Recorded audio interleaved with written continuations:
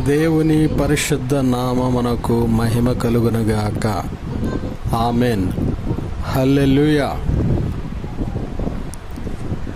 సర్వకృపానిధియగు ప్రభువా, సకల చరాచర సంతోషమా.